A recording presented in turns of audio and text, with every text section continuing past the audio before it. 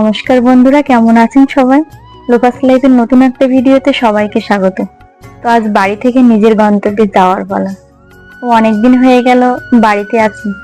যখন চলে যাওয়ার সময় হয় তখন মনের অজান্তেই চোখের কোণে জল চলে আসে। তখন মনে হয় যদি আর দুইটা একটা দিন বাড়িতে থেকে যেতে পারতাম। আসলে শুধু যে আমার এমনটা হয় সেটা না, সবারই বাড়ি থেকে যাওয়ার সময় এমন পরিস্থিতির সৃষ্টি হয়। যেহেতু আমি পড়ালেখার জন্য বাইরে থাকি, সবসময় বাড়ি আসতে পারি না। যখন বিভিন্ন ছুটিতে বাড়ি আসি তখন বাড়ি থেকে যাওয়ার সময় মনটা অনেক খারাপ হয়ে যায়, যেতেই ইচ্ছা করে না। তো এই এখন সকাল 6টার মতো বাজে। তো আমার গাড়ি ছিল তাড়াতাড়ি, এজন্য অনেক তাড়াতাড়ি উঠে রেডি হয়ে বের হয়ে পড়েছি। তো সকালের পরিবেশটা কিন্তু অনেক সুন্দর ছিল, একটু আকাশটা মেঘাচ্ছন্ন ছিল আর ঠান্ডা একটা পরিবেশ, সবকিছু মিলিয়েই অনেক সুন্দর ছিল।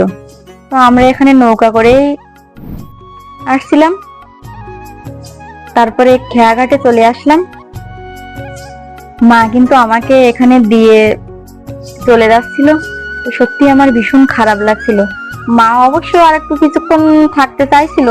তো আমার মা যেহেতু জব করে, সেহেতু মারও একটা সময়ের ব্যাপার আছে। তো সেজন্য মারে আমি বললাম, মা তুমি চলে যাও, তোমার অনেক দেরি হয়ে যাবে।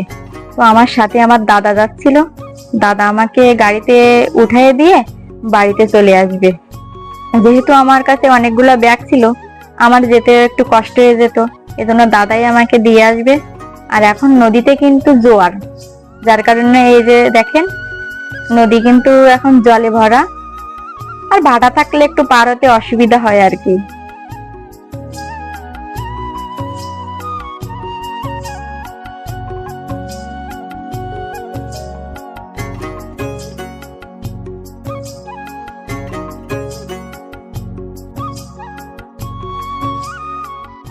তো এই যে জায়গাটা দেখতে পাচ্ছেন, এটা মুন্সিগঞ্জের ভিতরে একটা পার্ক। আর এই পার্কটার নাম হচ্ছে আকাশী লেনা ইকো পার্ক। তো এটা আমার বাড়ি থেকে বেশি দূরে না, তো আমার কখনোই এই পার্কে আসা হয়নি। এই যে চলে আসলাম বিআরটিসি কাউন্টারে। এখানে আমার টিকিটটা কিন্তু আগের দিনে কেটে রেখেছিলাম, এখন শুধু কাউন্টার থেকে টিকিটটা সংগ্রহ করে নিতে হবে। তো টিকিটটা নিয়ে নিলাম। আমার 26 নম্বর সিট ছিল, এটা ছিল 8টার গাড়ি। আর এখান থেকে কিন্তু খুলনা পর্যন্ত 320 টাকা করেই ভাড়া নেয়। তো চলুন, গাড়ি চলতে শুরু করে দিয়েছে। আর বাড়ি থাকার গল্পটাও আপনাদের সাথে একটু বলতে থাকি। তো এতদিন বাড়িতে ছিলাম, সবার সাথে হেসে মেতে কাটিয়েছি। তো বুঝতেই পারিনি কখন যে যাওয়ার সময় হয়ে গেছে। শুধু আমার না, আমার পরিবারের মানুষগুলোরও মনটা খারাপ আজ।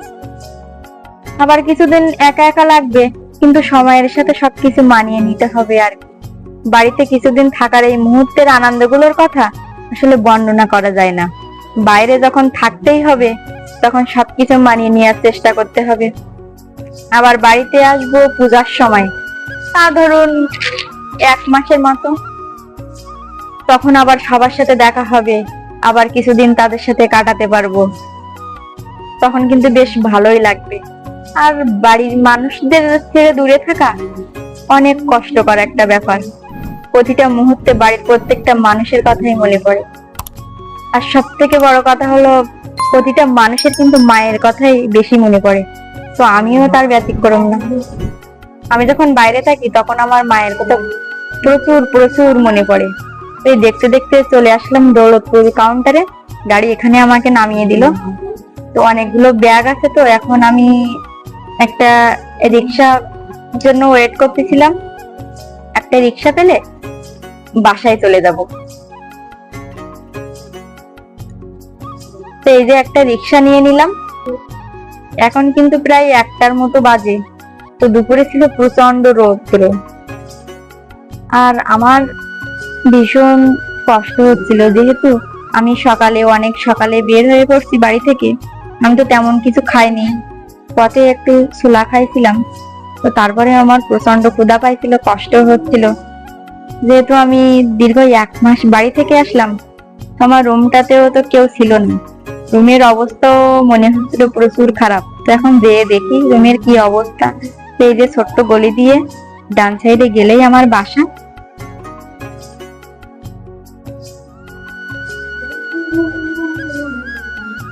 এই যে আমার বাসার সামনে গেট, তারপর রুমের ভিতরে চলে আসলাম।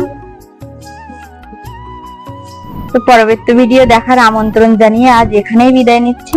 সবাই ভালো থাকবেন, সুস্থ থাকবেন।